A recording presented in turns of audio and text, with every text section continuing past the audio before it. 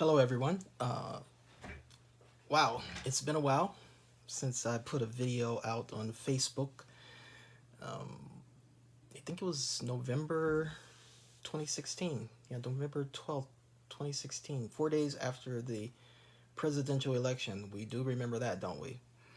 So, as you can see, this is not live, it's pre recorded.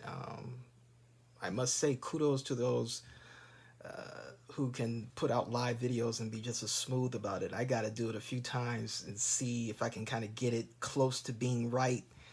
It's not going to be perfect, but I'll do my best. I maintain that I write better than I can speak. So, that's where I'm at. Anyway, I'm going to be off of Facebook for those of you who might care. Some of you may not care. That's okay. But I'm going to be off of Facebook for about 3 months. I'll be back in October. I always kind of take my reprieve, kind of gather myself, do a lot more reading, a lot more other kinds of activities. And yeah, just need that break. But I'm sort of kind of doing an epilogue here, sort of a video epilogue, and I'll do this one and probably do another one because there's something else that's sort of got my blood curdling a little bit.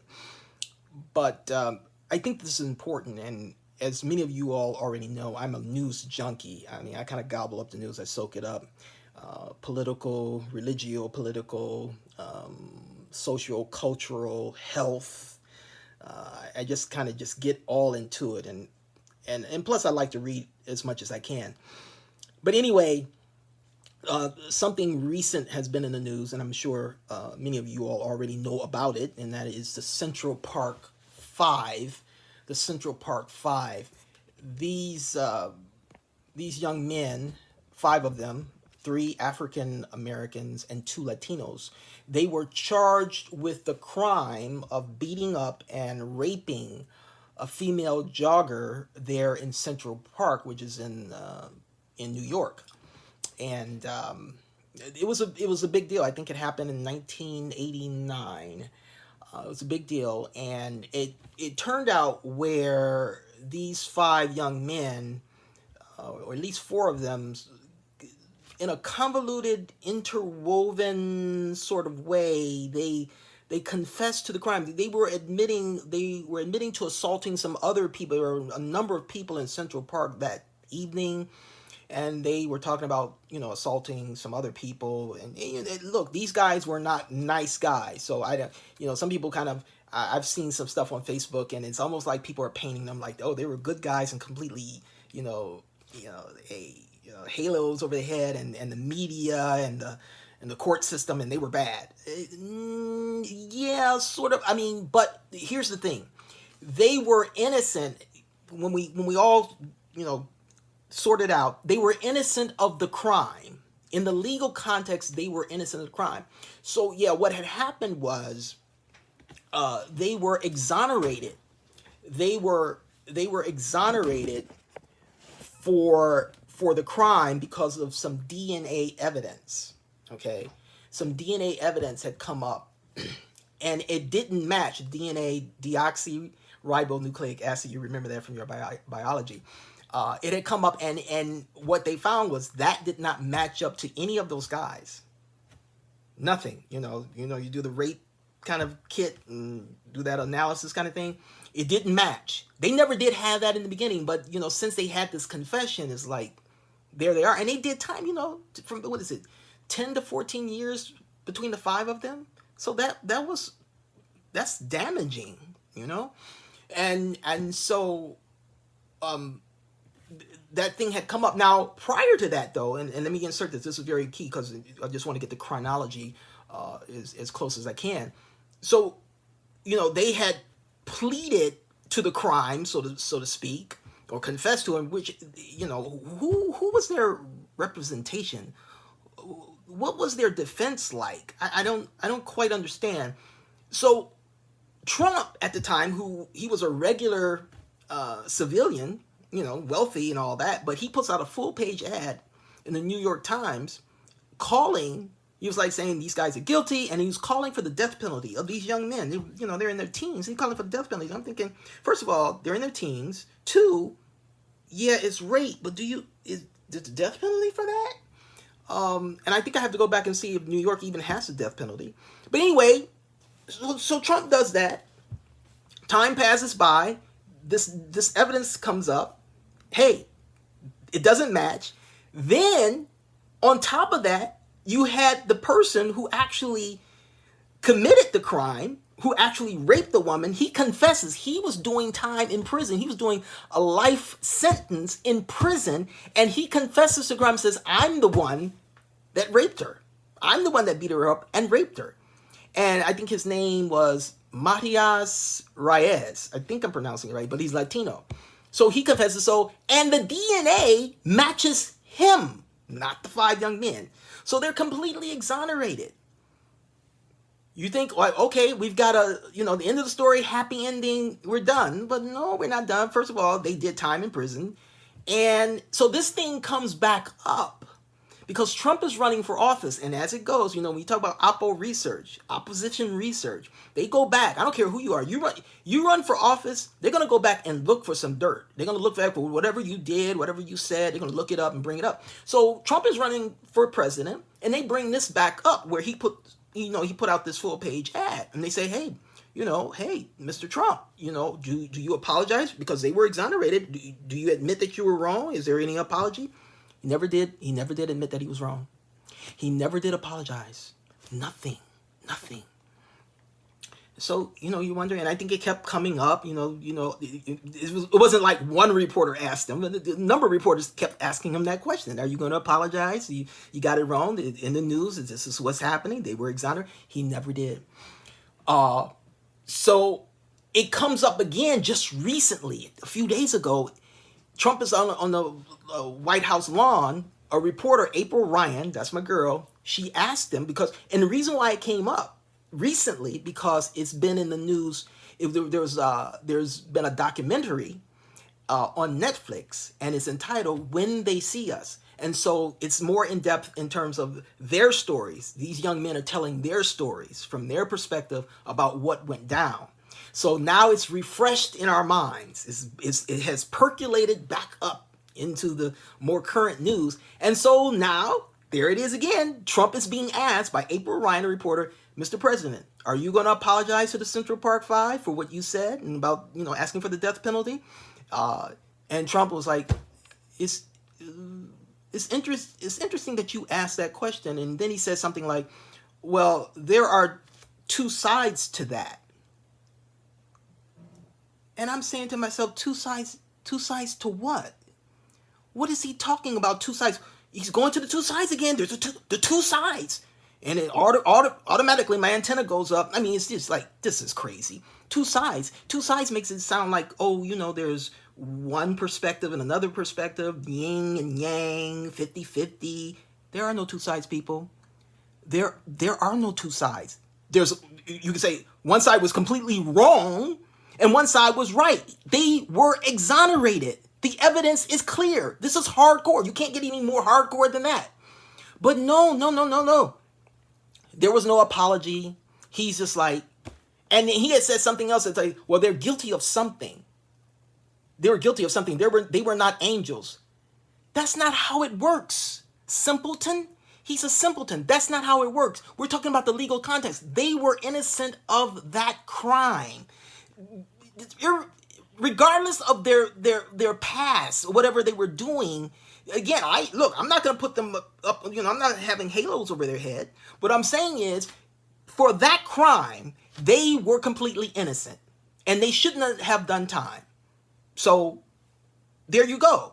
So, so here's the thing. This is what I'm thinking. And I'm going to assume that people who are listening, who are watching me, they're in their right minds. If you're watching me, I'm going to assume you're in your right mind. And so my question to you, okay, because you got to be with me now. You got to be with me. I'm going to ask you, what conclusion do you come to in regards to what Trump has done and how he has responded to this. How do you see him? What do you come to? Let me give you about 4 or 5 seconds, okay? To just make a conclusion, and you can just say it. You can type it, whatever you want to do. Just tell me, what conclusion do you come to? Again, I'm assuming that you're in your right mind, and you're gonna get this. I trust you. You're gonna get this right. 5, 4, 3, 2, 1. Now, it didn't take me that, because I immediately, instantly, I knew what this was. This is racist. This is racist. This is a racist mentality. This is a racist president, because there is no other explanation for this. There's no alternative for this. You can't come up with you've got to create something out of the cosmos. In this is racist. These guys were exonerated. They were cleared. And he's still going to hold on. He's going to be defiant and say that they should get the death penalty, that they were guilty. They were not guilty of that crime. What other conclusion can you come to?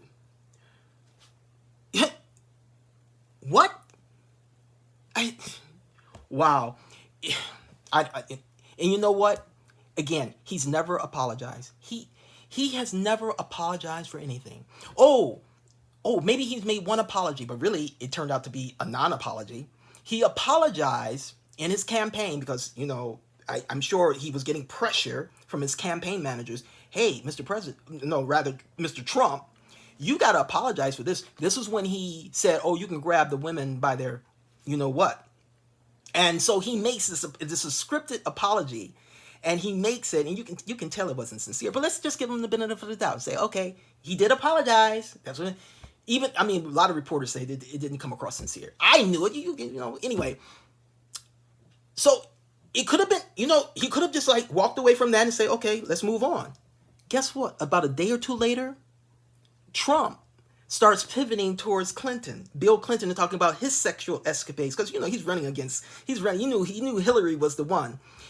So he starts pivoting towards Bill Clinton and his sexual escapades, and also getting on Hillary for defending or enabling her husband. And then immediately I say, oh, that's not an apology. That's not an apology.